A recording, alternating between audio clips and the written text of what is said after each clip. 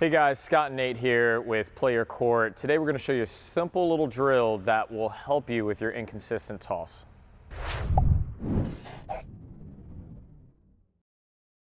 All right guys, so today we're talking about how to fix that inconsistent toss. This video is for all players, and honestly we've even seen some really high level players with the Play Your Court rating of 80 and up benefit from this. I know you said even in college this was a drill that when your toss was getting kind of wonky, you guys would use to sort of fix things. Yep, the dreaded penalty box. All right, so this is something after a bad day in match play or even practice, we would become very familiar with the penalty box. Before we get into what the drill is, like, first, little disclaimer out here, right? Like, give yourself a break. Everyone is having trouble with their tosses.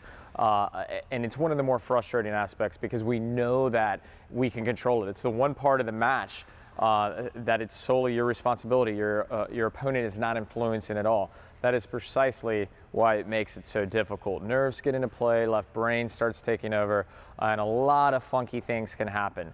So let's get into this drill. As you can see below, we have a yellow square. All right, so in school we had it off to the side with tape. You can really do this with anything. We're fortunate to have some of the little kids lines. And so we've made this square, and here Scott's gonna hop in the penalty box and we're gonna work through this drill. All right, so we've got Scott in the penalty box, and what he's gonna do is gonna go through his service motion, and he's gonna make sure that he catches the ball with his arm fully extended. And now what this square will do is it'll tell him where his imbalances are. If he falls forward out of the box, right, he's got too much weight on his front foot. If he's going backwards, he's probably chasing an errant toss. So my goal is to stay in this box and throw a consistent toss. It is. Now here's where it gets difficult though. So if you were having trouble in a match, I'd say, Scott, you got to do 50 of these. And if you step out of that box 50. Once, we go back to zero. Oh, so man, you can see where it can be a little bit. 50 in a row. All right. We're not going to do 50 in a row today, I can tell you that right now. All right, so let's run through it. All right, so a little bit forward, right? He'd be aware of that. All right, but you can tell he's tossing with his shoulder. He's not flexing the elbow joint or his wrists. He's just keeping everything going straight up. I've got a question to interrupt you rudely. What you got? My racket arm, when I'm doing this drill, am I just working on my toss arm or am I going to work on the full motion? You should work on just the tossing arm if you want to have really bad rhythm. Okay, so I don't want to have really bad rhythm, so then I should be bringing both arms up together. Everything should be working. You want this to resemble exactly what your serve is, right? Because you want to be implementing and practicing, like we say, you practice like you play.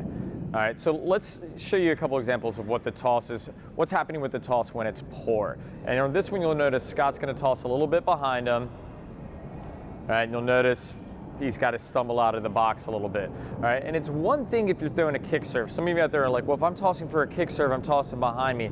Not to the point that you're falling out of your platform or pinpoint stance. All right, so now Scott's thinking about a slice serve. Let's see what happens when he throws a little too far right.